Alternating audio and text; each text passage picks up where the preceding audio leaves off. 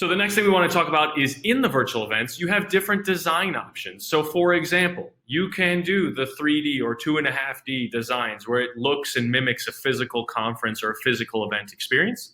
And then we also have what is called a responsive design where it looks and feels more like Netflix or like your website, in which it's a directory of browsing different types of content. Either option is able to be used in any of the packages that we offer. It just really comes down to a little bit of a personal approach and personal preference. We have certain templates that we can make available to you, and then you can obviously design your own templates as well.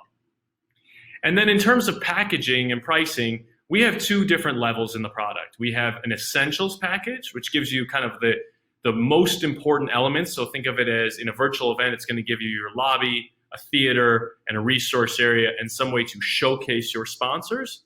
And in the virtual event, we have an expert package, and this is where you can add things like booths, gamification, badging, trivia, multiple theaters, and other spaces inside the environment. So two different levels. You can either select from either one of them. Certain events might need an essentials package, and other events might need the expert package.